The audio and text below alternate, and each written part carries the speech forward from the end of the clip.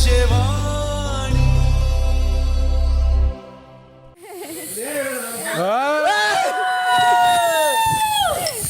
ಹೇಳಿರ್ಲಿಲ್ಲ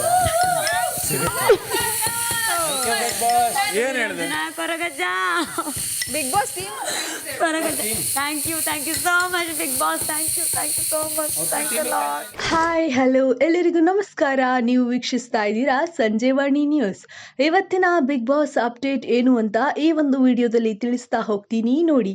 ಹೌದು, ಚೈತ್ರಾ ಕುಂದಾಪುರ ಅವರು ನೆನೆಸಿ ಕೊರಗಜ್ಜನಿಂದ ಒಂದು ಪವಾಡವನ್ನ ಕಂಡುಕೊಂಡಿದ್ದಾರೆ.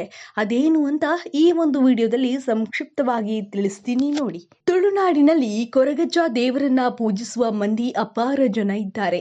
ಮನೆಯಲ್ಲಿ ಏನಾದರೂ ವಸ್ತು ಕಳೆದುಕೊಂಡ್ರೆ ಸಾಕು, ತಕ್ಷಣ ಕೊರಗಜ್ಜ ದೇವರಿಗೆ ಹರಕೆಯನ್ನ ಹಾಕ್ತಾರೆ.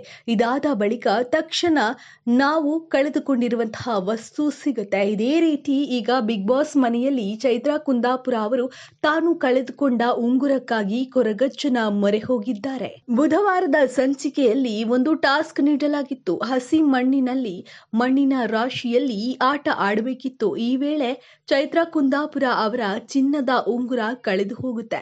ಉಂಗುರ ಮಿಸ್ ಆಗಿದೆ ಎಂಬುದು ಗೊತ್ತಾದ ತಕ್ಷಣ ಅವರು ಸಿಕ್ಕಾಪಟ್ಟೆ ಚಡಪಡಿಸ್ತಾರೆ.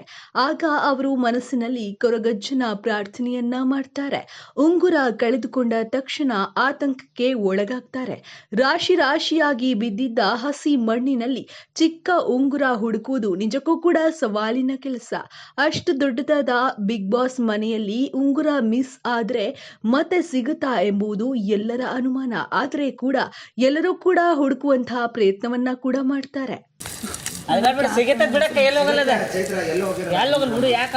ಇಲ್ಲೇ ಇದೀವಲ್ವಾ, ಮಣ್ಣೆಲ್ಲೂ ಎತ್ಕೊಂಡು ಹೋಗಿಲ್ಲ ಸಿಗುತ್ತೆ. ಏನು ವರಿ ಮಾಡ್ಕೋಬೇಡಿ ರೀ.